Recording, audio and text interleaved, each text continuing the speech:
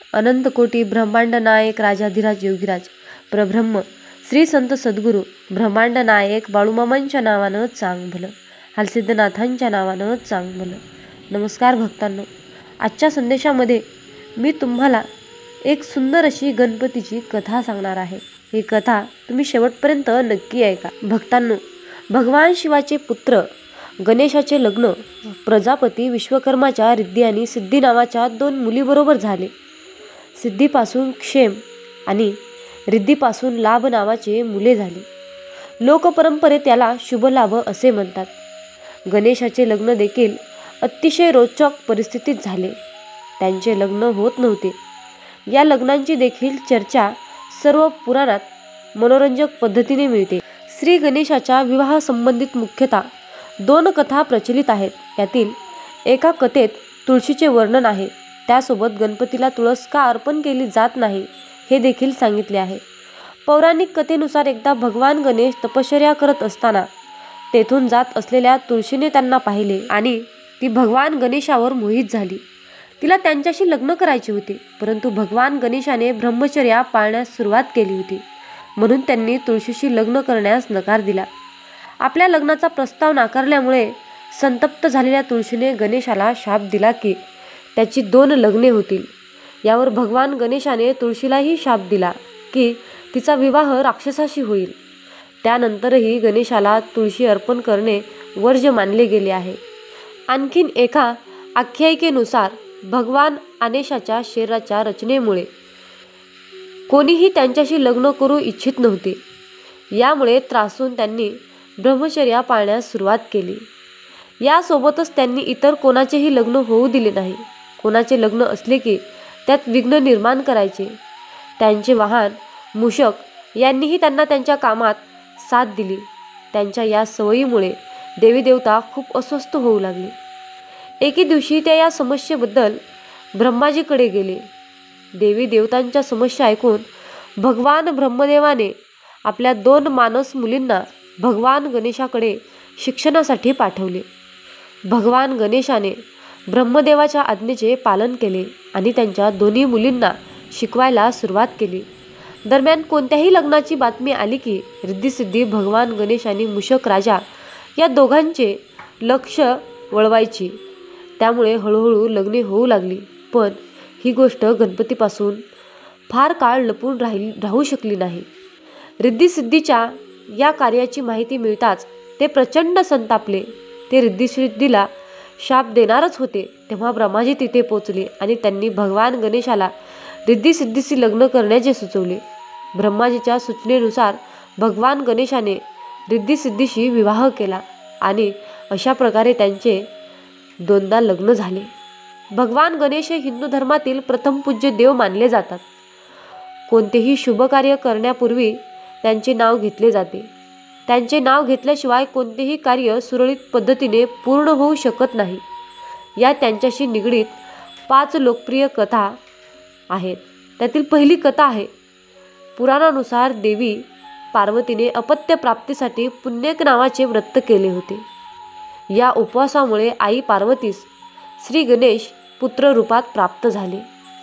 या उपवासासाठी शिवाने इंद्रास पारिजातक वृक्ष देण्यास सांगितले, पण इंद्राने पारिजातक वृक्ष देण्यास नकार दिला. तेव्हा त्यांनी पार्वतीच्या व्रत कैवल्यासाठी पारिजातकाच्या वनांची बांधणी केली. शिव महापुराणानुसार आई पार्वतीला गणेशाला बनवण्याची कल्पना त्यांचा सखी जया आणि विजयाकडून मिळाली. त्यांच्या सखींनी पार्वतीला सांगितले की नंदी आणि इतर गण फक्त महादेवाच्या आज्ञेचे पालन करतात, म्हणून आपण देखील एक असा गण तयार करावा जो फक्त तुमच्याच आज्ञेचे पालन करेल. या कल्पनेने प्रभावित होऊन देवी पार्वतीने आपल्या मळीपासून गणेशाची निर्मिती केली. दुसरी कथा अशी आहे. एका कथेनुसार शनीची दृष्टी पडल्यामुळे बाळ गणेशाचं डोकं जळून भस्मसात झाले. यावर दुःखी असलेल्या पार्वतीने ब्रह्माला म्हटले, ज्यांचे डोकं सर्वात पहिले सापडेल त्याला गणेशाच्या डोक्यावर लावून द्या. अशा प्रकारे पहिले डोकं एका हत्तीच्या बाळाचे सापडले. त्यामुळे गणेश गजानन बनले. एका दुसऱ्या आख्यायिकानुसार कथेनुसार गणेशाला दारात बसवून माता पार्वती अंघोळ करण्यास गेल्या. तेवढ्यात शिव आले आणि पार्वतीच्या निवासस्थळी जाऊ लागले.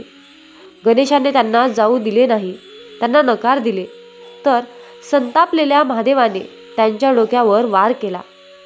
या गणेशाचा जन्म पार्वतीने चंदनाच्या मिश्रणाने केला होता.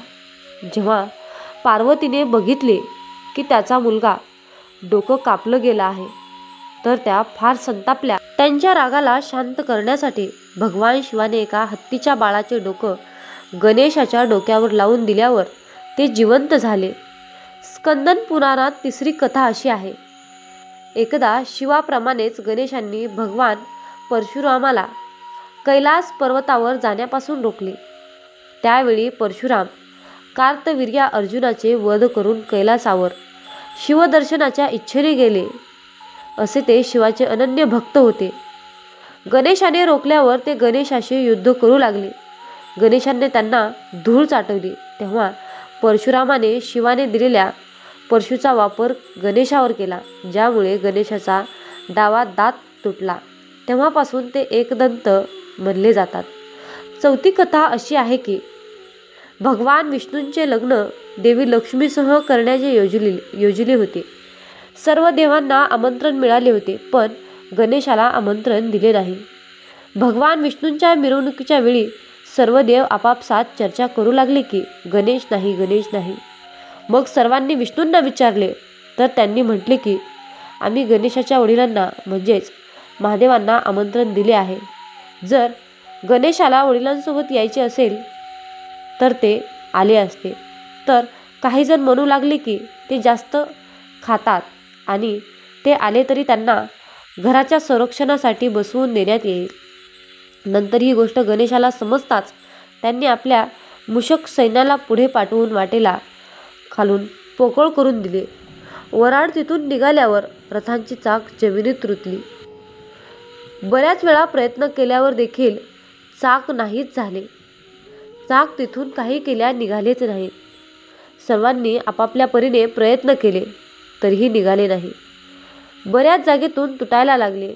कोणालाही काहीच सुचत नव्हते की आता काय करावं. तेव्हा नारदजींनी सांगितले की आपण गणेशाचे अवमान करून चांगले केले नाही. जर आपण त्यांना मान देऊन आमंत्रित कराल तरच आपले कार्य सिद्ध होऊ शकेल आणि हे संकट देखील टळेल. मग शंकराने आपल्या सेवक नंदीला पाठवले आणि ते गणेशाला घेऊन आले. गणेशाची आदराने पूजा करताच रथाची चाके निघाली. त्यातील 5वी कथा अशी आहे की देवी पार्वतीला सर्व देवांनी अमृतापासून तयार केलेले एक दिव्य मोदक दिले. मोदक बघून दोन्ही मुले कार्तिकेय आणि गणेश आईकडे मागू लागले. तेव्हा आईने मोदकाच्या महत्त्वाचे वर्णन करून म्हटले की आपल्या दोघांमधून धर्माच्या दृष्टीने श्रेष्ठ होऊन सर्व तीर्थक्षेत्रांना प्रथम भेट देईल, त्यालाच हे मोदक मिळेल. आईची गोष्ट ऐकून कार्तिकेय तर आपल्या मोरावर बसून एक चांगले मुहूर्त बघून सर्व तीर्थक्षेत्रांना भेट देऊन आले. इथे गणेशाचं वाहन उंदीर असल्यामुळे ते असं करण्यास असमर्थ होते. तेव्हा गणेशाने अत्यंत आदराने आपल्या आईवडिलांच्या भोवती प्रदक्षिणा घालून त्यांच्यासमोर जाऊन उभे राहिले.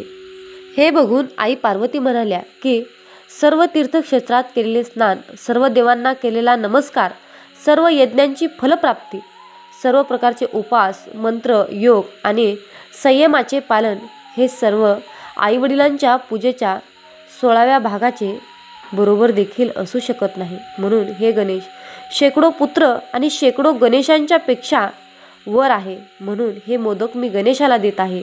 आईवडिलांच्या भक्तीमुळे प्रत्येक यज्ञात सर्वात आधी गणेशाची पूजा होईल. म्हणून मामा सांगतात, माझ्या बाळा, आपल्यासोबत दुसऱ्यांचंही चांगलं व्हावं अशी मानसिकता ज्यांची असते त्यांना आयुष्यात कधीच आणि कशाचीही कमी पडत नाही. हे कायम लक्षात ठेव. अरे बाळा, अहंकार हा सर्व नात्यांना सुरुंग लावत असतो. सुंदर माणूस चांगल्या विचारांचा असतो असं काही नाही, पण चांगल्या विचारांचा माणूस मात्र नेहमीच सुंदर असतो. हे आयुष्यामध्ये नेहमी लक्षात ठेवा. हिऱ्यामुळे जशी दागिन्यांची किंमत वाढते तशी चांगल्या कर्मामुळे मनुष्याची किंमत नेहमी वाढत असते. म्हणून कर्म चांगले ठेवा. जिभेसारखा खतरनाक अवयव नाही. माणसं भांडतात, युद्ध होतात, नातेवाईक दुरावतात, नको ते खाल्लं जातं, नको ते पिलं जातं. हे सगळं जिभेमुळं होतं. म्हणून जिभेसारखा खतरनाक अवयव कुठलाच नाही. सांगावे त्यालाच जो कुणाला सांगणार नाही. मागावे त्यालाच जो देईल ते स्वखुशीने आवडून घेईल. जे मिळाले आहे नशिबाने आणि नाते जोडावे त्यांच्याशीच जे निभावतील निस्वार्थपणे. मामा सांगतात नातं निभावणं हे फुलाकडून शिकावं. ते गंजून जाईल पण तुटून जाणार नाही. जर तुम्ही बरोबर आहात तर काहीच सिद्ध करण्याचा प्रयत्न करू नका. फक्त शांत राहा. वेळ स्वतःच साक्ष देईल हे कायम लक्षात ठेवा. माणसाने राजहंसासारखं असावं. आपल्याला जे पटेल तेच घ्यावं. नाही ते सहजपणे स्वखुशीने सोडून द्यावं. ज्या स्त्रीला घरातील आर्थिक परिस्थितीची चांगल्या प्रकारे जाण असते तिच्या संसाराला कधीच काहीच आणि कशाचीच कमी पडत नाही.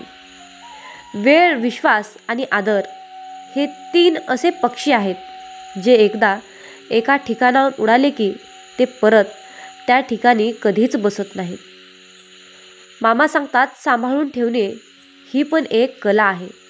ती संपत्ती असो वा नातं असो ते फक्त सांभाळता आलं पाहिजे. ज्यावेळी तुम्हाला बघताच समोरची व्यक्ती नम्रतेने नमस्कार करते त्यावेळी समजून घ्या की जगातील सर्वात मोठी श्रीमंती आपण कमावली आहे. ती फक्त माणुसकीमध्येच आहे हे लक्षात ठेवा. दुःख देऊन आनंद व्यक्त करणे म्हणजे जीवन. कष्ट करून फळ मिळवणे म्हणजेच व्यवहार. स्वतः जगून दुसऱ्यांना जगू देणे म्हणजे सहानुभूती. माणुसकी शिकवून माणसासारखे वागणे म्हणजे अनुभूती असते. आयुष्यात आपण किती खरे आणि किती खोटे आहोत हे फक्त 2च व्यक्तींना माहिती असते. एक म्हणजे परमात्मा आणि दुसरं म्हणजे आपला अंतरात्मा. या 2च व्यक्तींना आपल्यातील सत्य परिस्थिती माहीत असते. चांगल्या वेळेपेक्षा चांगली माणसं महत्त्वाची असतात. कारण चांगल्या माणसामुळं चांगली वेळ येऊ शकते. कधीकधी काही गोष्टी कळायला खूप उशीर होतो आणि त्यावेळेस त्या कळूनही काहीच उपयोग होत नाही. म्हणून एक वेळ अपमान सहन करा पण लाचार बनून राहू नका. कारण ती गुलामगिरीची पहिली संगतीचा परिणाम वाईट होतो असं म्हणतात पण यावर विश्वासच बसत नाही. तसं असतं तर काट्यांना सुवास आणि फुलांना टोचणं आलं नसतं काय. जेवढ्या वाईट दिवसांचा सामना कराल विष वृक्ष लावावे लागत नाही. ते आपोआपच वाढतात. संशयाचंही तसंच असतं. दुःखाची झळ आणि वेदनांची कळ त्याच लोकांना जास्त कळते जो प्रामाणिकपणे सरळ साधं आयुष्य जगलेले असतात. माणसं ओळखा. मामा म्हणतात माझ्या बाळा आयुष्यामध्ये वाईट दिवस तात्पुरते असतात, आयुष्यभर नाही. अरे मुला, आयुष्यामध्ये वाईट दिवस येतात जेव्हा काहीच करायची इच्छा होत नाही. पूर्ण दिवस तणावात जातो. सगळेच प्रश्न एकाच वेळी समोर येतात. वाटतं की माझ्याबरोबरच असं का होतं. मन चिडचिड करतं, खूप राग येतो आणि तो नकळत आपल्या माणसावर निघतो. पण हे दिवसही जातात. त्यांना थांबवता येत नाही पण त्यातून स्वतःला सावरता येतं. कधी कोणी आपल्यासोबत असतं, कधी नसतं, पण शेवटी स्वतःलाच आधार द्यावा लागतो. कारण आयुष्य सुंदर आहे माझ्या बाळा. फक्त काही दिवस कठीण असतात रे. म्हणून बाळा एक गोष्ट नेहमी लक्षात ठेव. वाईट दिवस असतात पण आयुष्य वाईट नसतं रे. मामा सांगतात माझ्या बाळा आयुष्यामध्ये आई ती शब्द नाही, ती भावना आहे. आई नावाचा जो शब्द आहे ती शब्द नाही तर त्या शब्दामध्येच एक भावना आहे. ती अस्तित्व नाही, ती आपलं संपूर्ण आयुष्य आहे. लहानपणापासून बोट धरून चालायला शिकवणारी, स्वतः उपाशी राहून आपल्या ताटात भरपूर वाढणारी, आपल्यासाठी प्रत्येक देवाला साकडं घालणारी, ती म्हणजे आई असते. अरे बाळा, आई म्हणजे ती जिच्या मिठीत जगातली सगळी शांतता आहे, जिच्या डोळ्यात आपलं भविष्य दडलेलं असतं आणि जिच्या मनात फक्त आणि फक्त आपल्या सुखाचं घर असतं. ती म्हणजे आई असते. माझ्या बाळा, आईसाठी कुठलाही एक दिवस पुरेसा नाही रे. पण आजच्या दिवशी तिला एक हसरा क्षण देऊया. तिच्या प्रेमाला, त्यागाला आणि मायेच्या सागराला. माझ्या बाळा, आयुष्यामध्ये परमेश्वराची सेवा तुला करायची असेल तर तुला आधी त्या परमेश्वररूपी आईची आणि त्या परमेश्वररूपी वडिलांची सेवा करावी लागेल. तुला त्या आईला, त्या माऊलीला सांगावं लागेल, तुझं प्रेम, तुझा आशीर्वाद हेच माझ्यासाठी सर्वस्व आहे गाई. मामा सांगतात, माझ्या बाळा, आयुष्यामध्ये समस्या ही कापसाने भरलेल्या पिशवीसारखी असते. जे तिच्याकडे फक्त बघतात त्यांना ती जड वाटते, पण जे तिला हाताळतात त्यांनाच तिचं वास्तव कळतं. मामा म्हणतात, लहान मूल म्हणजे मातीचा गोळा असतो. त्याला आकार कसा द्यावा, तो कसा घडतो. बाळंतपणात मुलाला कोणत्या सवयी आपण लावतो त्यावरून त्याचे व्यक्तिमत्व घडत असते. म्हणून लहान मुलांना योग्य वळण, छान सवयी लावल्या पाहिजेत. आयुष्यामध्ये जबाबदारी ही सर्व आईवडिलांची असते. हे जग खूप संघर्षाने भरले आहे. म्हणून बाळा, आयुष्यामध्ये खूप अडचणी येत असतात. आयुष्यामध्ये खूप ओढाताण होत असते. याची मुलांनी जड लागू नये म्हणून किंवा संघर्षाची लढण्याची ताकद मिळावी म्हणूनच लहानपणापासूनच त्यांच्या योग्य ते संस्कार देणे, शिकवण देणे ते केले पाहिजे. त्यांनाही आयुष्यातील योग्य व्यक्ती कसं घडवता आलं पाहिजे, त्यांना कोणत्या प्रकारचं ज्ञान देता आलं पाहिजे.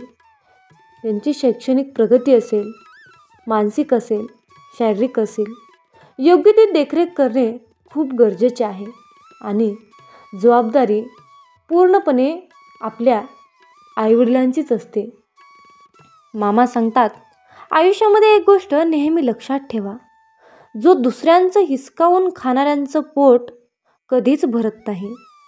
जो दुसऱ्यांचं हिसकावून खातो त्यांचं पोट कधीच भरत नाही आणि वाटून खाणारा कधीच उपाशी मरत नाही.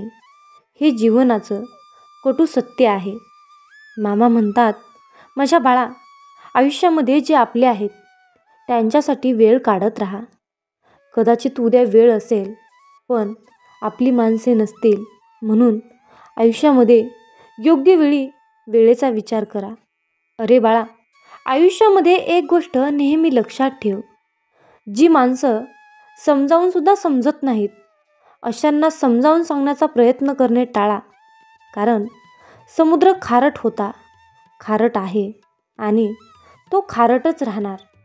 त्यात साखर मिसळून काहीच फरक पडणार नाही. आयुष्यामध्ये जोपर्यंत जळ स्वतःला लागत नाही तोपर्यंत इतरांचे दुःख आपल्याला समजत नाही. मामा म्हणतात, दुसऱ्यांच्या आयुष्यामध्ये काय चाललंय याच्याकडे लक्ष देऊ नका. त्यांचा न्याय तुम्ही करू नका. कारण माणूस त्यांच्या आवडीनुसार स्वतः गोष्टी करत असतो, जीवनाचा प्रसार करण्यासाठी नाही. भक्तांनो, आजच्या संदेशामध्ये मी तुम्हाला एक छोटीशी कथा सांगणार आहे. या कथेचं नाव आहे चतुर राजा. भक्तांनो, खूप वर्षापूर्वीची गोष्ट आहे. एकदा बनारसचा राजा दुसऱ्या राज्यावर हल्ला करतो आणि त्याची सर्व संपत्ती लुटून त्याचे राजेही कब्जा करतो. युद्धातून आणलेली सर्व संपत्ती तो पत्र्यांच्या पेट्यामध्ये ठेवतो आणि त्या पेट्या आपल्या बागेत पुरून टाकतो. या युद्धाच्या धामधुमीत पराभूत राजाचा राजकुमार स्वतःची सुटका करून घेतो आणि तो तिथून पळून जातो.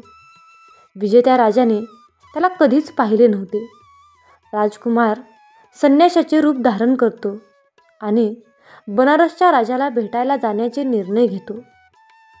तो आणि त्याचे अनुयायी बनारसच्या राजाकडे जातात. बनारसचा राजा त्याचे ते तेज पुंजरूप पाहून त्याला चांगला पाहुणचार करतो.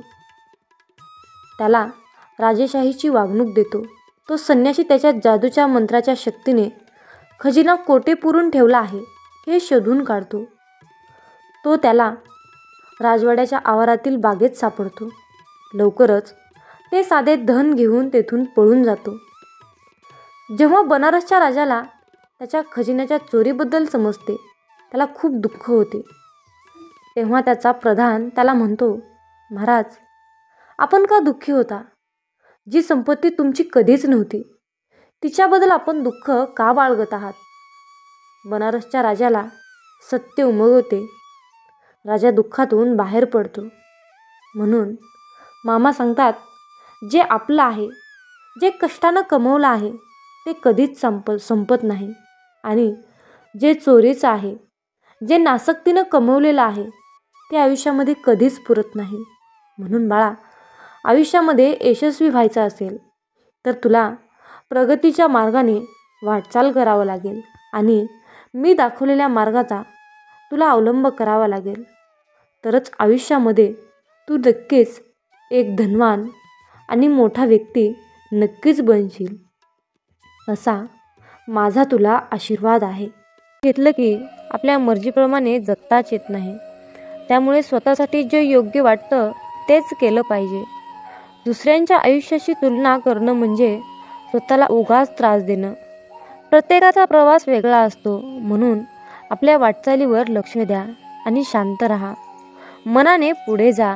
राग, चिडचिड ही फक्त मनावरचाच एक शरीरावरचाच भार वाढवते. त्यामुळे माफ करणं आणि सोडून देणं या गोष्टी शिका. निसर्गात वेळ घालवल्याने मन शांत होतं आणि नवनवीन ऊर्जा मिळते. त्यामुळे रोज काही क्षण तरी निसर्गाच्या सान्निध्यात घालवायला हवेत. आयुष्य हे फक्त जबाबदाऱ्या पार पाडण्यासाठी नाही तर त्याचा आनंद घेण्यासाठी आहे. स्वतःसाठी वेळ काढलात की तुम्हाला जगण्याची खरी मजा कळेल. छोट्या छोट्या गोष्टींमध्ये आनंद शोधा. समाधान मानायला शिका आणि स्वतःच्या मनशांतीला महत्त्व द्या. जीवनातील शांतता ही कुठल्या बाह्य गोष्टीवर अवलंबून नसते, ती तुमच्या विचारांवर आणि दृष्टिकोनावर अवलंबून असते. मन शांत ठेवायला शिकाल तर आयुष्य सुंदर वाटेल. म्हणून बाळा, मी तुला दररोज अशाच प्रकारचे सकारात्मक विचार देत असतो. या माझ्या गोष्टींचा तू अवलंब कर आणि तुला आयुष्य बघ कसं सुंदर वाटेल. म्हणतात, अरे बाळा, आयुष्यात जेव्हा माणसाला सुखाचे भोग येतात तेव्हा त्याला काहीच वाटत नाही. परंतु जेव्हा त्याच्या वाट्याला दुःखाचे भोग लागतात तेव्हा मनुष्य म्हणतो की मी ह्या देवाचा भक्त आहे आणि मी या अमक्या देवाचं एवढी भक्ती केली, एवढी सेवा केली, तरीही या देवाने शेवटी माझ्या नशिबाला दुःखच का दिलं? मी इतका सत्कर्मी पुरुष आहे, इतका मी सत्कर्मानेच चालतो, तरीही माझ्या वाट्याला दुःख का आहे? असे म्हणून आपण देवाला दोष देत असतो. पण त्या मनुष्याला एवढंच समजत नाही की हे सर्व काही घडत आहे, तो आपल्या कर्माचा भाग आहे. याला देव काय करतील आणि संत काय करतील? भोग हा भोगूनच संपवावा लागतो. शेवटी ते प्रारब्ध आहे. मग तुम्ही म्हणाल की भोग हा भोगूनच संपवावा लागतो, आयुष्यातील दुःख अडचणी हे भोगूनच संपवावे लागतात, तर शेवटी मामांच्या सेवेचं आपल्याला काय फळ मिळणार आहे? हा सर्वांच्या मनामध्ये प्रश्न येणे साहजिकच आहे. चला तर त्या प्रश्नाचे उत्तर आपण आजच्या संदेशातून जाणून घेऊया.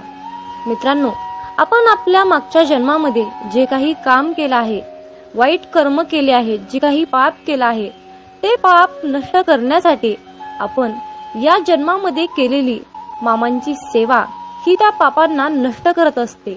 सेवा करून त्या पापाची परतफेड करत असते. ही सेवा त्या पापाचं क्षालन करत असते. आणि या चालू कलियुगातील जीवनामध्ये जे काही आपण वाईट कर्म करतो त्याचे फळ आपल्याला लगेच मिळत असते. मित्रांनो, फक्त प्रश्न आहे वेळेचा. कुणाला लवकर त्या पापाची परतफेड करावी लागते तर कुणाला उशिरा करावी लागते. त्यामुळे एक लक्षात ठेवा की नेहमी चांगले कर्म करा. तुम्हाला उशिरा का होईना त्या सेवेचे फळ हे 100% मिळणारच, हे निश्चित लक्षात असू द्या. आपल्या दुःखाचा आणि परमेश्वराच्या भक्तीचा कसल्याही प्रकारचा संबंध नसतो. त्यामुळे मित्रांनो, देवाला, परमेश्वराला परमपिता परमात्म्याला कसल्याही प्रकारचा दोषी तुम्ही ठरवून ही मोठी चूक करू नका. म्हणून मामा म्हणतात, अरे बाळा, पुण्य जरी दिसत नसलं तरीही त्याची योग्य वेळ आली की त्याच्या फळाची उपभोग आपल्याला नक्कीच घेता येतो. कारण मित्रांनो, कमवलेल्या पैशाचे काम जिथे थांबते ना, तिथूनच केलेल्या पुण्याच्या कर्माची सुरुवात होते. जीवनामध्ये सुख कधीच संपत नाही, ते रोज नवीन नवीन उगवत असते. नव्या सुखाला जागा करून दिली की ते आपल्या आयुष्यामध्ये ऑटोमॅटिक रोजच्या रोज येत असते. काल केलेली मशागत आजच्या कृपेच्या रूपेमध्ये प्राप्त होते. आपण कितीही काहीही नको नको म्हटलं तरीही जर आपले कर्म चांगले असतील तर त्याचे आपल्याला चांगलेच फळ मिळते. जरी तुम्ही मला नको म्हणाल तरीही, आणि जर तुमचे वाईट कर्म असतील तर तुम्ही मला हे नको नको म्हणाल तर तुम्हाला त्या कर्माचे फळ वाईटच मिळत असते. मित्रांनो, चांगले विचार आणि सदृढ आयुष्य म्हणजे ही नियती आहे. जे आपण कराल त्याचेच फळ आपल्याला इथे नियती देत असते. मामा म्हणतात, माणूस कितीही चतुर, कितीही हुशार असला, कितीही सत्कर्माने काम करत असला, कितीही चातुर्यपणाने काम करत असला तरीही शेवटी त्याला नियतीला मांडलेला डाव हा स्वीकारावाच लागतो. पण ज्या वेळेस मित्रांनो आयुष्यामध्ये नेहमी तुम्ही सत्याच्याच मार्गाने काम केले तर तुमच्या त्या सत्याच्या मार्गामध्ये आणि तुमच्या सेवेमध्ये इतकी शक्ती असते ना की एक वेळ नियती सुद्धा तुमच्या समोर हार मानते. म्हणून मित्रांनो, नेहमी चांगले कर्म करा, सत्याच्या मार्गानेच राहा, लबाडी चोरी अजिबात करू नका. असं म्हणतात की आपली संगतच आपले भविष्य घडवते. म्हणून संगत ही चांगली करा, चांगल्या लोकांशी संघटित राहा, एकरूप राहा. जीवन हे खूप सुंदर आहे आणि खूप छोटं आहे. हे जीवन हसत खेळत आनंदाने जगा, कारण उद्या आपल्यासोबत, आपल्या भविष्यामध्ये, आपल्या नशिबामध्ये काय घडणार आहे हे कुणाला सुद्धा माहीत नसते. त्यामुळे आनंदी राहून, समाधानी राहून जीवनाचा खरा आनंद घ्यायला शिका. शेवटी तुम्हाला मामांकडे एकच मागायचं आहे की मामा, वाट चुकलोय, थोडी वाट दाखवाना. वादळात हरलेल्या जहाजाला थोडा काठ दाखवाना. मामा, अंधार खूप आहे, थोडा प्रकाश दाखवाना. मामा, तहान खूप लागली, थोडं नाम घेण्याची शक्ती द्या ना. मामा, मी तुम्हाला मागत राहीन, तुम्ही मला देत राहाल, परंतु आज मला तुम्ही एक शेवटचं वचन द्या ना. कधीही काढणार नाही या बालकाच्या डोक्यावरचा हात, कधीही सोडणार नाही या बालकाची साथ, असं तुम्ही आज मला एक शेवटचं वचन द्या ना. मित्रांनो, आयुष्यामध्ये सुखादुःखाचे हे कालचक्र कायम फिरतच असते. तुमच्या आणि माझ्या आयुष्यामध्ये खूप दुःख आहे. जर आपण या आयुष्याकडे सुखाच्या नजरेने, आनंदाच्या नजरेने पाहिलो तर हे आयुष्य खूप सुंदर आहे. पण याच आयुष्याकडे आपण दुःखाने बघितलो, रडत बसलो तर हे आयुष्य आपल्याला दुःखातच जाणार आहे. हे आयुष्य आपल्याला दुःखच देणार आहे. म्हणूनच तुम्हाला सांगावंसं वाटतं की रडू तर खूप येत होतं, रडू तर खूप येत होतं, पण डोळ्यात पाणी दिसत नव्हतं. चेहरा तर कोरडा होता, पण मन मात्र भिजलं होतं, मन मात्र भिजलं होतं. मित्रांनो, डोळे पाहणारे खूप सारे असतात, पण मनातील भावना जाणणारे, मनातील ओळखणारे फक्त आपले ब्रह्मांड नायक बाळूमामा असतात. जय बाळूमामा. तर मित्रांनो, आजच्या दैवी संदेशातून मी एक छोटीशी आणि भावनिक कथा तुम्हाला सांगणार आहे. तर एका भक्ताने सकाळी देवपूजा करत असताना मामांना प्रश्न विचारला, अहो मामा, मी तुमची दररोज मनोभावे, श्रद्धेने, अगदी अंतःकरणातून तुमची सेवा करतो. मी कुठलंही काम करत असताना प्रामाणिकपणे करतो. मी कुठल्याही कामामध्ये लबाडी करत नाही किंवा मी कुणालाही लुटमार करत नाही. मी एवढा चांगला वागूनही, प्रामाणिक वागूनही लोक मला का टाळतात आणि अशा वेळी तुम्ही माझ्या मदतीला का येत नाहीत? आणि आयुष्यामध्ये नेहमी चांगल्याच माणसासोबत वाईट का घडतं, असा प्रश्न त्या भक्ताने मामांना केला. मामा म्हणतात, माझ्या प्रिय बाळा, तू निराश होऊ नकोस. तू प्रामाणिक असून सुद्धा जे लोक तुला खूप त्रास देतात, तुझ्याशी खोटं बोलतात, तुझी लुटमार करतात, त्यांच्याकडे मी पाहत आहे, मी बघत आहे, मी ब्रह्मांड नायक आहे. पण बाळा लक्षात ठेव, तुझ्याशी खोटं बोलल्याने, तुझी फसवणूक केल्याने त्यांचा थोडा क्षणासाठी फायदा होतो, पण त्यांच्या आयुष्यात पुढे जे काही त्यांना भविष्यात मिळणार होतं ते गमावून बसलेले असतात. हे लक्षात ठेव. कारण बाळा, जसे कर्म तसेच फळ मिळणार आहे. हा नियतीचा गुरुत्वाकर्षणाचा सिद्धांत आहे. आयुष्यात जर कोणी व्यक्ती अशा प्रकारची फसवणूक, लुटमार करत असेल तर त्याच्या डोक्यावर पापाचा खूप सारा बोजा होतो आणि मग या सर्व पापांचे भोग घरातील सर्व कुटुंबियांना भोगावे लागतात. तर मित्रांनो, आजच्या दैवी संदेशातून तुम्हाला एकच सांगायचं आहे की कुठलंही कार्य करत असताना प्रामाणिकपणे करा. कुणाचीही फसवणूक, लुटमार करण्यापेक्षा मामांना भरपूर आशीर्वाद मागा. मामा तुम्हाला नक्कीच आशीर्वाद देतील आणि तुमच्या प्रत्येक कामामध्ये तुम्हाला यश प्राप्त करून देतील. हा माझा स्वतःचा अनुभव आहे. मामा म्हणतात, माझ्या मुला, निष्ठा सोडू नकोस, प्रामाणिक राहा, भक्ती कर, माझे नामस्मरण कर, कुणाचे वाईट चिंतू नकोस, भिवू नकोस, मी सदैव तुझ्या पाठीशी आहे, भिवू नकोस, मी सदैव तुझ्या पाठीशी आहे. मित्रांनो, श्री संत सद्गुरू बाळूमामा हा शब्द मनाला खूप आधार देणारा आणि शक्ती देणारा मंत्र आहे. मित्रांनो, ब्रह्मांड नायक बाळूमामा या शब्दात दडलेलं आईचं प्रेम, नातं, जिव्हाळा, प्रेमाचा ओलसर स्पर्श या सर्व गोष्टी आपल्याला ब्रह्मांड नायक बाळूमामा या शब्दातून मिळत असतात. तर मित्रांनो, तुम्हाला दररोज सकाळी आणि संध्याकाळी मामांकडे एक प्रार्थना करा. आरोग्य, सुख, समृद्धी, नैराश्य, नोकरी, इच्छापूर्तीसाठी तुम्हाला ही प्रार्थना करायची आहे. चला तर मग मित्रांनो, माझ्यासोबत प्रार्थना करा. हे ब्रह्मांड नायक बाळूमामा, आम्हा सर्व पापी भक्तावर तुमची कृपा असू द्या. हे परमेश्वरा, आम्हा सर्वांनाच चांगले आरोग्य, सुख, समृद्धीचे आयुष्य दे. आम्हा सर्वांनाच तुझ्या आशीर्वादाने इतकं सक्षम बनव की आमच्या सर्व इच्छा, सर्व स्वप्न पूर्ण करण्यायोग्य आम्हाला बनव. आम्हाला सुखी ठेव. हे पिता परमात्मा, आम्ही सर्वजण तुझ्या नामस्मरणात कायम असतो. तू तुझ्या हाताने आमच्याकडून सर्वांचे कल्याण करून घे. सर्वांना चांगली बुद्धी दे आणि अहंकार न करता जीवन जगण्याची प्रेरणा दे. हे प्रभू, तुझ्या चरणी हीच माझी प्रार्थना आहे.